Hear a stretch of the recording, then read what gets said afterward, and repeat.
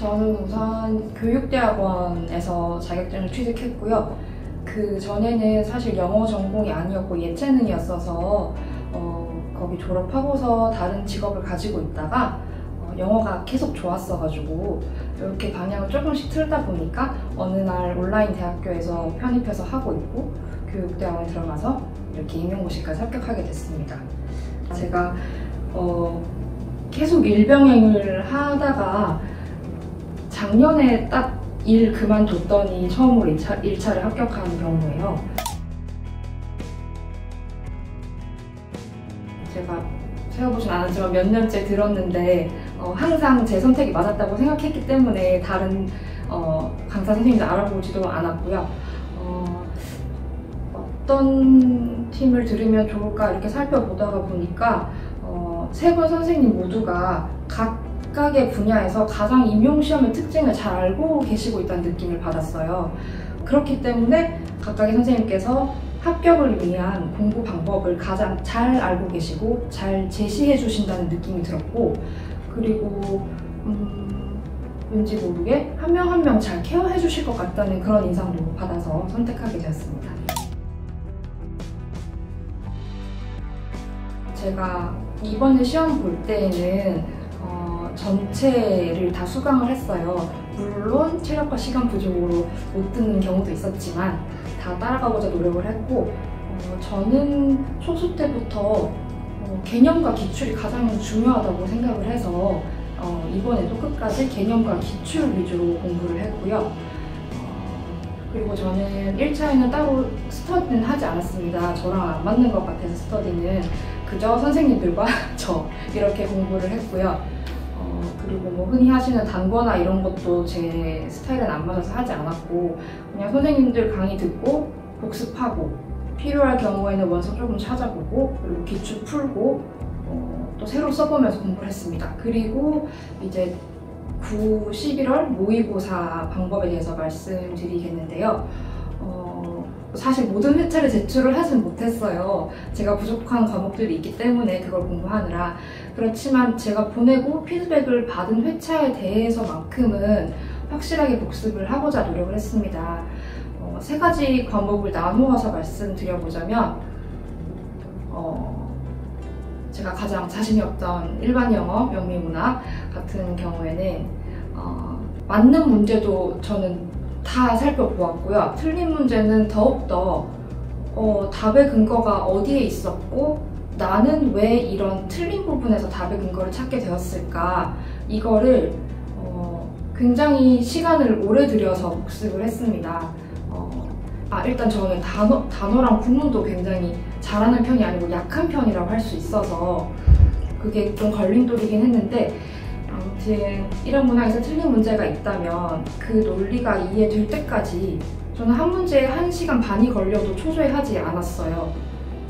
여기서 내가 논리의 흐름을 파악하는 게 이게 중요하다고 생각했기 때문에 그렇게 해서 찾고자 노력했고, 그 다음에 맞는 문제 같은 경우에도 제가 작성한 답이 제가 좀 답을 길게 쓰는 경향이 있더라고요. 그래서 항상 시간이 부족해서 어떤 부분을 더 줄이면 될까 하나씩 빼보기도 하고, 그리고 어떻게 하면 키워드를 잘 넣을 수 있을까, 답을 새로 써보는 연습도 굉장히 많이 했던 것 같아요.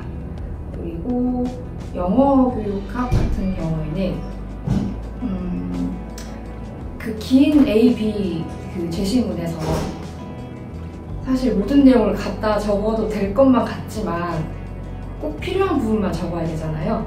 그래서 이것도 모범 답안을 보고서 제 답과 비교하면서 불필요하게 내가 집어넣은 부분이 어디인지, 예를 들어서 뭐 형광펜 같은 걸 색칠해보고 나는 여긴데 이거는 뺐어야 했어 같은 것들 지우면서 파악을 했고, 이것도 역시 답이 길어져서 시간이 부족하지 않도록 선생님 모범 답안과 제 답안 비교하면서 그리고 나만의 간결한 답 만들려고 노력했던 것 같아요. 항상 책상 앞에 모의고사 보기 전에 포스트잇에다가 뭐 시간 그리고 간결 이렇게 쓰고서 시작했던 것 같습니다. 영어학은 워낙에 내용 자체가 저한테는 어렵게 느껴지기도 했고, 영어학 같은 경우에도 맞힌 문제든 안 맞힌 문제든 피드백 참고해서 제 스타일에 맞는 답으로 만들고 더욱더 간결하게, 특히나 영어학은 쓸모없는 내용이 들어간 강점이 될 수가 있잖아요. 그래서 그런 것들을 주의하면서 답을 새로 작성하는 데 시간을 많이 들였던 것 같습니다. 발표 나기 전까지는 열심히는 안 했습니다. 사실 저는 떨어질 줄 알았거든요. 떨어질 줄 알았는데 그래도 혹시나 올해라도 준비를 해야 내년에 붙을 테니까 온라인으로 스터디 구해가지고 그냥 느슨하게 기출 위주로 찍어서 밴드에 올리고 서로 피드백 주고받고 했고요. 그때는 생각해보니까 정말 못했던 것 같아요. 수업 시간 하나 하는데 하루 종일 걸렸어요. 어떻게 할지도 모르겠고. 그러다가 발표가 나고서는 큰일 났다 해서 우선 최 선생님께 문자 보내고 수강하고 싶어서 보내고 제 개인적으로 카페에서 스터디를 찾기 시작했어요.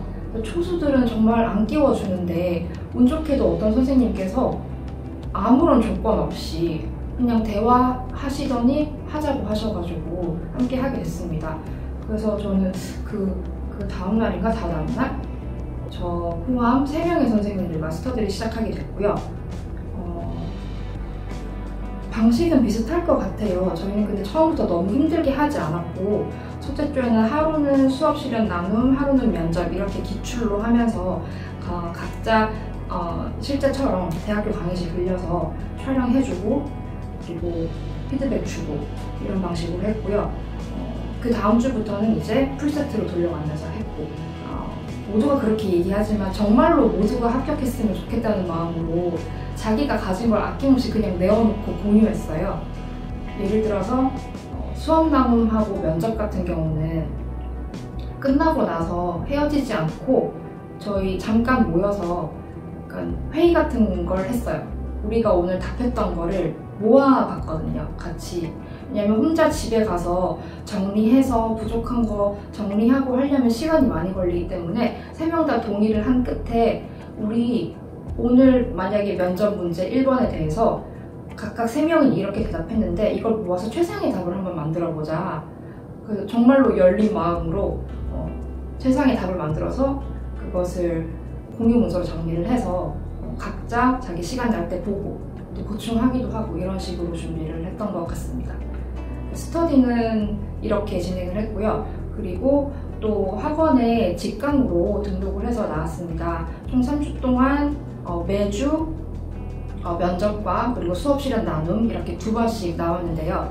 저한테는 이게 굉장히 도움이 됐던 것 같아요. 그 이유는 제가 나중에 알고 보니까 실전에 강한 타입이더라고요. 극도로 긴장을 하는데 근데 그때 잘하는 이상한 타입이었어요. 그래서 동료 선생님들하고 스터디 할 때는 긴장을 덜 하는 건지 매번 시간이 부족해서 디렉션을 수행하지 못하거나 면접 문제도 다 답을 하지 못하고 끝에는 막 빠르게 대답하거나 이랬는데 이상하게 학원 와서 하기만 하면 어떻게든 궁지에 몰려서 해냈습니다. 그게 아무래도 내가 매일 마주보는 그 스터디원들이 아니라 선생님이 심사위원처럼 딱 앉아 계시고 좀 엄격한 실제 같은 분위기다 보니 긴장감이 느껴져서 그랬던 것 같고요. 그리고 사소하게는 문제지 같은 경우도 스터디에서는 오늘 무슨 문제를 할지 다 알고 가잖아요.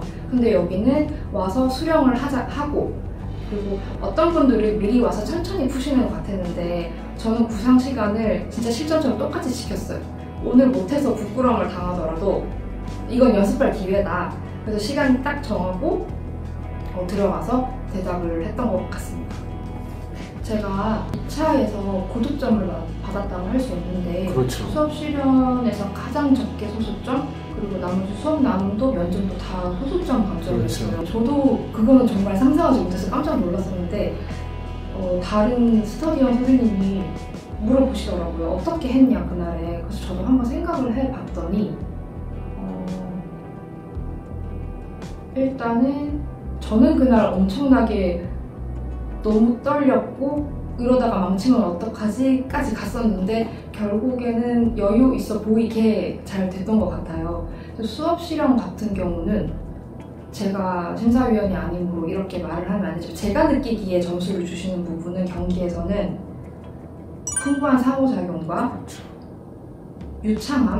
유창하면 아무래도 얘기가 잘 들리고 자신감 있어 보이잖아요.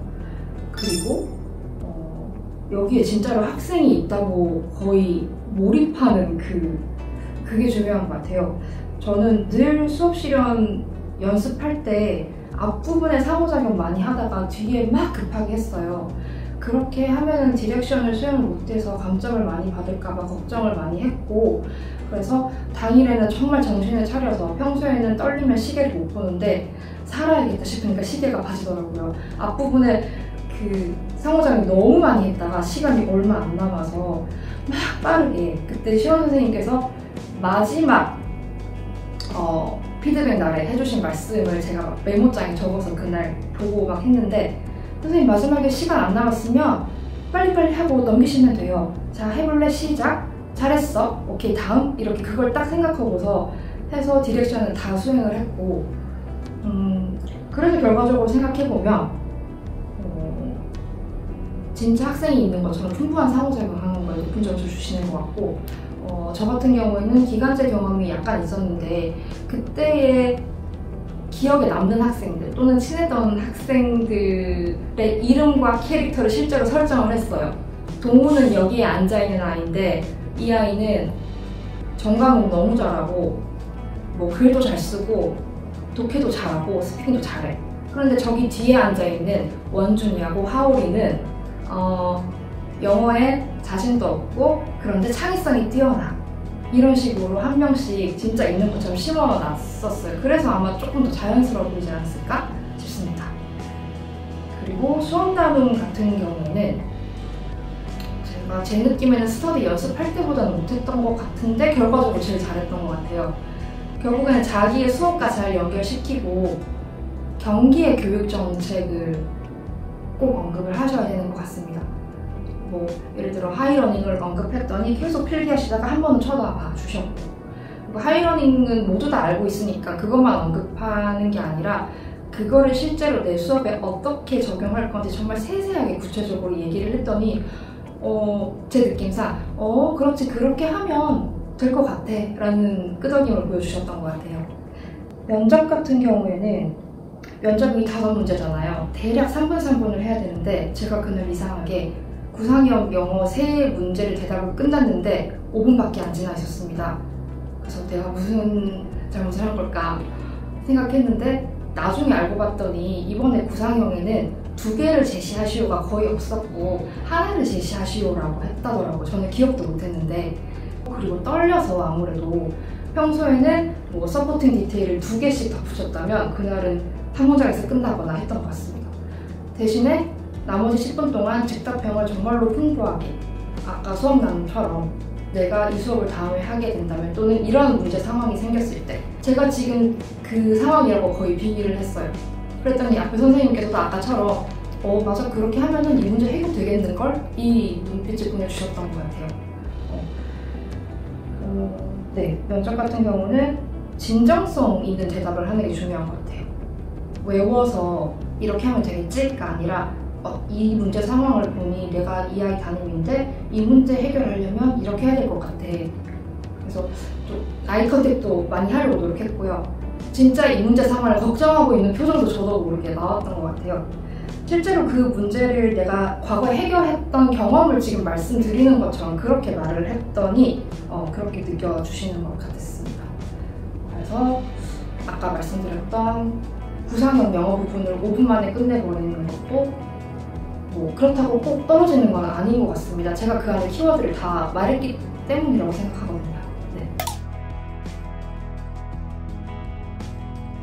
제가 시험을 굉장히 오래 봤다고 말씀을 드렸는데 사실 중간에 이 정도면 나는 시험을 안 보면 안 되는 사람이 아닐까? 이런 생각을 한 적도 사실 있었어요.